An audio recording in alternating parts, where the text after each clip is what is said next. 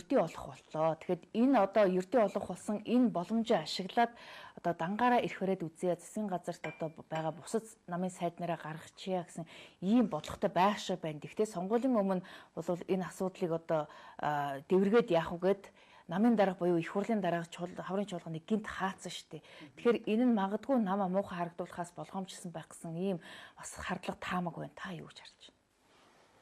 Хэрвээ яг ийм үйлдэл гарсан бол мэдээж арчсан намаа ирээдүйн бас унахал байсан. Эргээд бас сонгуулийн өмнө хэдхэн хоногийн өмнө энэ 3 сайтыг гаргалаа гэд бид нар сайндаач биш те бас муудаач биш ерөнхийд нь томилоод харж байгаа шүү дээ. Тэгэхэд гаргалаа гэд улс орны яг өнөөдрийн байгаа асуудал те шийдэгдэх үргэлж авсан юм шиг алга болох юм уу мүү те тэгээд дээр нь өнөөдөр дараагийнхын сайд нар хийн тэр сайд нар нь тодорхой юм уу дахиад хэрэлдээд сандал суудлын шид төлөм хэрэлдээд муудалцаад янз бүр болохыг гих мэтчлэн иргэд гайхаж штэ бид нар гайх бол тэр сонирм биш штэ иргэд өөрсдөө гайхаж байхгүй те ирээдүйн гуйна. Тэгээд жишээлбэл одоо таны оронд одоо барилга бот байгуулалтын сайдад бас горилсан хүмүүс байсан л бах. Тэдний одоо нэрсийн талаар танд бас мэдээлэл ирж ирсэн үү? Гүгүү ерөөсөө тэр мэдээлэл ирээгүй. Би тэгээд тийм учраас хэрвээ дараагийнхын сайд нь тодорхой юм уу те. Ер нь бол дараагийн сайд нь тодорхой болгочиход өмнөхөө ер нь те өөрчилж ямаар байгаа юм. Тэгэхгүй бол ямар нэгэн тэгээд тэгэхгүй бол нөгөө горилгост нь их дараа нь дахиад өөр хүн гарчдаг. Тэгээд нөгөөхөө дахиж унгаа дахиад горилгосож юм.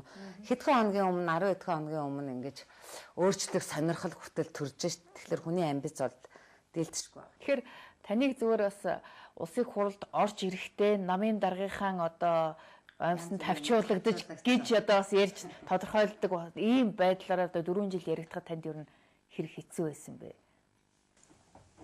Яг үндсэндээ манай баасан хүү гишүүнийг нэмдэрч гишүүн чуулганы тархинд энэ хоёрын амьсанд тавьчуулагдсан гэж хэлсэн л дээ. Гэхдээ тэрийг бол би өөр дөрөөч гэсэн хүлээж авсан. Ер нь бол аливаа хүн үзэл бодолтой, үнэнч байх, тууштай байна, тийм ээ. Өөрийн ихтгэл үнэмшилтэй урагж шарахгүй байна гэдэг бол заавал хин нэг дагаж те хин нэг аль нэг юмд нь хавчуулагдаж явахыг хэлдэггүй гэж би боддог. Тэ хэрвээ үнэхээр л одоо тэр хүн тийм их хавчуулагдах гэдгийг мэддэг бол тэр хүнээс өөрөөс нь л илүү асуумаар байгаа юм. Тэгэхээр сонгуул болохоос ердөө 2 сарын өмнө улсын хурлд сонгуулийн тогтолцоо гинтхэн өөрчилчлөө. Энэ гинтхэн өөрчлөхөд энэ жагсаалт гэдэг юмар давлиндуулаад бас нэг янз бүрийн юмд хавчуулагдаж хүмүүс орж ирдэг юм байна. Энэ замыг хаая гэж одоо яригдсан. Энэний жишээ нь одоо баас хүү гишүүн та хоёрыг одоо ингэж яриад идэг байхгүй. Энэ дээр ер нь та ер нь юу гэж хүлээж авч байна? 2012 онд энэ холимог системийг сонгосон шүү дээ. Бид нар улс төрийн тэмцэл, улс төрийн гадна парламентын гадна үйл ажиллагаа явуулж байсан. Тэгэхээр бид нар бол энэ юунд оролцоогүй. Гэхдээ миний хувьд бол эмзэглээд байдаггүй. Яг гэвэл хил хөлд ороогүй зөндөө гişүүд чагсаалтад ороод явж шít. Тийм үстэй. Тэгээд дээрэс нь өнөөдөр хүний хилээд байдаг хүмүүс өөрсдөө бүгдээр чагсаалтанд орцсон явж байгаа байхгүй. Зүгээр чагсаалт нь өөрөө байх нь их чухал байсан. Миний хувьд тэгж боддог. Жижиг намуудын хувьд илүү ач холбогдолтой байсан юм шүү. Жижиг намуудын хувьд биш. Улс төрийн намуудын төлөвшил энэ соёлд өөрөө чухал байсан юм. Ингээд та чинь ямар мэрэгчлээ вүлээ? Яаж яваад барилга бот байгуулалтын сайд гэдэг энэ албан тушаалыг та өөрөө бас сайд болъё гэж тэр сонирхолтой хөтлөгдөд зөвшөөрч үү? Ер нь бас энэ барилга бот байгуулалт гэдэг чинь нарийн мэрэгжил шаардсан ийм хэцүү салбар шүү дээ. Би ч одоо бага хэмжээ мэрэгжилтэй эрхцүүч мэрэгжилтэй цагдаагийн академик төгссөн. Гүйцэтгэх ажлын сонгоны ангийг төгссөн. Таны мэрэгчлээс хол юм ба штэ. Ер нь бол нийлээд. Тэгээ эрхцүүч буюу хууч мэрэгжил бол бодлогын хэмжээнд ажиллаж болох байсан мэрэгжил гэж би хувьдаа боддог. Хуулийг хэрэгжүүлэх, хууль боловсруулахтай, хуулийн өрөөнд ажиллах асуудал. Тэгэхээр барилгын норм дүрм стандарт гэдэг нэг асуудал яригддаг шүү дээ. Өөрөө шавар зураад гүйх биш тийм ээ. Норм дүрм стандарт чинь мэдээж ойлгомжтой шүү дээ. Хуулийн дээрээ хуулиа боловсруулна, хуулиа гаргана, хуулиасаа дагсан дүрм журм стандартуудыг хэрэгжүүлнэ. Тэгэхээр нэг айхтар эмзэглээд байх юм байхгүй. Би зөвхөн өнөөдөр ийм бардам хэлж байгаа. Түүнээс биш би өмнө сайдаар томилогдож ирэх байхдаа бас олонний шүүмжлэлийг би бас хүлээж авч байсан. Тэрэнд нөгөө зэвэрхэж тэгээ чихүүцэх гэхээсээ илүү нэрээ би энд мэрэгжлийн бус мэрэгжил шаардсан ийм салбар гэж яг өөр шиг чинь тийм бодолтой орж ирж байсан. Гэтэл өнөөдөр тийм биш юм аа. хууль эрх зүйн орчинд нь л боловсронгуй болгох тал дээр өнөөдөр барилгын салбар дээр тулгамдаад байгаа асуудлууд нь юу байдгийг тий хууль эрх зүйн хувьд юуг нь өөрчлөх юм гэд бид нар барилгын тухай хуулиа намайг орж ирээд удаагүй би сая энэ хаврын намрын чуулганаар батлуулсан шүү дээ. Тэгэхээр энэ бол маш том ахиц гэж би хувьдаа бодож байгаа. 3 жил хилэлцүүлгийн шатанд байсан энэ хууль маань бас миний үед бас батлагдана гэдэг бол тэгэхээр салбарын танд ер нь яаж анх хүлээж авчирсан байдлаас одоо өнөөдөр арай өөрчлөгдөж чадсан хандлага нь. Тэгээ би хүний өмнөөс дүгнэлт хийж чадахгүй тий. Тэгээ тэр хүмүүс өөрсдөө л дүгнэх байх. Магадгүй энд 23 сайдын нүүр үзсэн салбар тий. Энэ анхны эмэгтэй сайд тэгээд хэрхэн яаж ажилласан талаар мэдээж хамт ажиллаж байгаа баг хамт олон дээр нь энэ салбарт бас үйл ажиллагаа явуулж байгаа аж ахуй нэгж байгууллагууд төрийн бус байгууллага хувийн хвшлийнх нь дүгнэж цэгнэх байхаа л гэж би бодож байна. Түүнээс биш одоо би сайн ажилласан шүү гэд 1000 цээжэд илдээд яах юм. Ойлгохгүй хүн бол хизээч сайн юм хийсэн ч ойлгохгүй.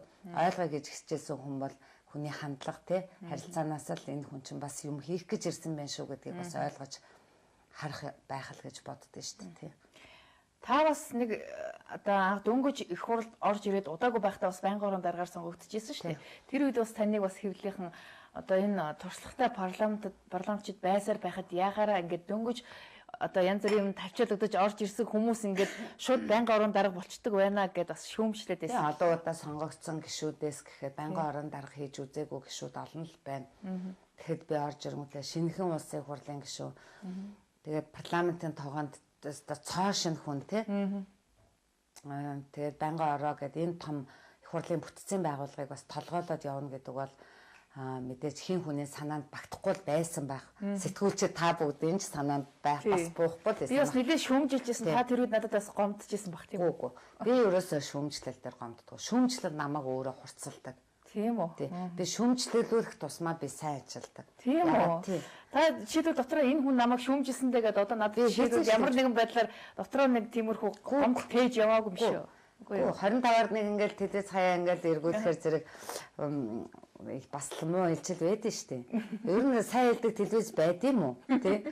Тэгээ би ер нь тэр чинь хэмцэл байдлаар та надад их л гомдож яваа юм байх гэж бодоод байгаа шүү. Ерөөсө гомдохгүй мөхт бол надад тийм сэтгэл байхгүй. Би шүүмжлэлийг өөр дээрээ хүлээж авдаг байхгүй юу? Би ингээд хүн шүүмжлэхэд би ажиллах ёстой юм байна те. Яаж үр ажилдгийг харуулна гэж би хичээдэг байхгүй юу? Надад өөртөө тийм миний өөрийн характер, миний эхлүүлсэн л бол дуусах юм би тийм үү? Би тэгж боддог байхгүй. Тэрнээс биш би тэр намаа шүүмжилсэн, энэ намаа шүүмжилсэн. Одоо би яана ингэнэ тэгнэ тийхгүй.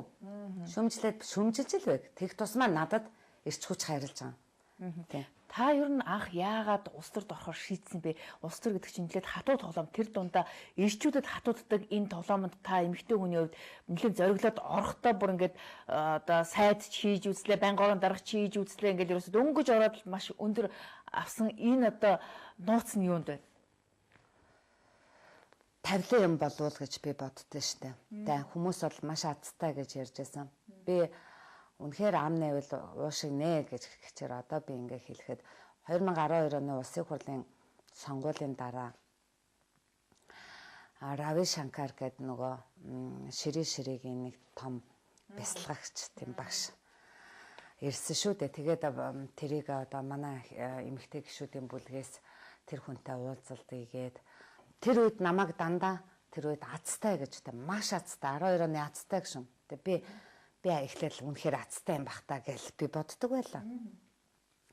Тэгээ Пума дээр уулзалтанд хийхэд тэр хүн асуулт надаас ингээд за асуулт асуу гэсэн чи би хэвлийнхэн байсан болохоор ер нь бас нэг асууч гэж бодоод. Та ер нь Аз эзэг гэж одоо амьдрал дээр Азийг та тухайлайлдаггүй та тавилан гэж үздэггүй. Би бол тавилан гэж бодож байна. Ер нь бол хүн сохор аз гэж ер нь ямар юм хэлэх юм бэ гэж. Тэгэхээр тэр хүн юу гэж хэлсэн бэ гэхээр Тэнгэрээс бороо орох гэдэг бол энэ бол тавилан тий шүхэртэй гарах хэсэг нь бол тэр таны аз гэж. Тийм учраас би тэрийг өөр дөрөө юу гэж ойлгосон бэ гэвэл за улсын хурлын гишүүн болно гэдэг бол энэ бол миний тавилан байж. Яагаад гэвэл би хүнд муу сайн хэлэгдэж явсан ч гэсэн өдөө хүртлээр би миний эцэгийнхээ зааж зөвлөсөн, миний эргэн тойрны, миний юмд хандж байгаа хандлага бас тэнгэр газартаа шүтээтэй уул усан хайрхнаа бас ингээд хайрлаад ингээд миний өөрийн зөв байгаа байдал маань тэгээ эцэгийнхээ удам угсаач байдаг юм уу те өмнө нь хилмигдэж явсан хүмүүсийн маань тэгэл хүмүүс авгуудын маань бас буян хишигч байдаг юм уу ямар ч байсан би нэг юм төр төвшөлцөх тавилантай юм байжээ би харин зөв замаа сонгосон нь миний Аз байж гэж би зөв замаа буюу би Монгол Ардын Хувьсгалд намайг сонгосон нь миний Аз байж гэж би боддог байхгүй юу тийм үү боддог болсон тэр бүхэнтэй уулзсны дараа тэгээ тэрнээс хойш нэг Аз эзийн тухайд сэтгүүлчид нэг яриха байсан тэр хүн өөрөө хувь тавилан Азыг дагуулж явдаг юм гэж тэгэхээр та өөрийгөө ер нь их хувь тавилангаар одоо ер нь улс төрд орсон гэж хэлэх гээд байгаа юм биш үү ер нь бол би зөв байжээ миний хувь тавилан ийм хүрэгжээ харин би энэ тавилангаа энэ зөв байгаагаа би цааш нь үргэлжлүүлээд олон хүний хүнд буян те өөрийнхөө тус тэмээг үзүүлээд явах юмсан л гэж би хичээж ажилласан л өнөөдрийн энэ тэрнээсш би байнгын орон дарга болъё гэж бархирч харалж гүйсэнгүү те байнгын орон дарга болоод би том алдаа гаргасангүй ер нь би алдаагүй байх гэж бодож байна дээр нь энэ сайд гэдэг энэ том үүрэг хариуцлага өөртлөөд энд ирээд ажиллахдаа би сайн хамт олон сайн баг бүрдүүлж бас энд нэг жоохон ч гэсэн юм хийгээд баян сэлэнгийн нэг бас хихлүүлсэн шүү. Ийм юм хийсэн шүү гэдэг ийм нэг үлгэр дуурайл үзүүлчихэд явах юмсан л гэж хичээж ажиллаж байгаа. Түүнээс биш би аливаа албан тушаал ашиг сонирхлын төлөө улаар өнгөж ориж харжгүйж би тэрний хүн энэний хүн гэж явдаг хүн нь бол биш. Та улсын хурлд ороход ер нь одоо өөрийн гэсэн орон сууцгүй 2 3 хүн гишүүний нэг нь та байж таарсан шүү дээ. Тэгээд хурлаас танд орон сууц өгснөө та өөрөө худалдаж авсан. Орон сууцтай болоогүй.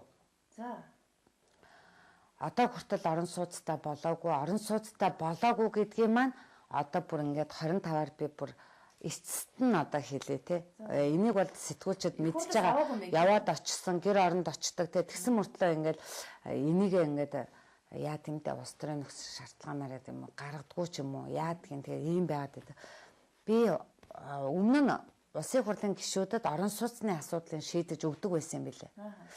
Яагаад гэвэл тэр нь өөрөө буруу биш ээ бас одоо элдв ашиг сонирхолд оруулахгүй тулд нийгмийн баталгааг нь тавьж өгж байгаа байхгүй. Улсын хурлын гишүүд сая 200 сая төгрөгийн цалинтай, шүүгч нар 4 сая төгрөг, 4-8 сая төгрөгийн цалинтай байна. Тэгээд энэ сая 200 сая төгрөгийн цалин авж байгаа энэ хүмүүс чинь ихэнх нь энэ бизнес эрхэлдэг хүмүүсүүд байгаа учраас энэ цалин нь нэх одоо тэдний хувьд бол асуудал биш байгаа байхгүй. Таны хувьд яах вэ? Миний хувьд бол асуудал шүү дээ мэдээж. Тийм би цалингаараа амьдрах юм чинь. Тийм би цалингаараа амьдрах шүү дээ. Тийм учраас би зүгээр өөр дээрээ яриад байгаа юм биш. Өмнө нь тэр жишг байжээ. Тийм одоо орон сууцны асуудлыг шийдэж өгдөг байж хөдөө орон нутгаас ороод ирсэн томлоо сонгогдоо ороод ирсэн гişүү энд мэдээж тийм биз дээ. Орон тэгээд зарим нь бүр би хүүхдээ тустай гаргасан манай хүүхэд одоо том болсон би даасаа одоо ингэмээр олол амьдарч чанч гэдэг юм олон сонгогдох тусмаа бас байрны асуудлаа шийдүүлэл явсан байдаг байхгүй юу. За та 12 онд тийм тэр нийгмийн асуудлын юм зүйл ерөөсөө байхгүй болсон.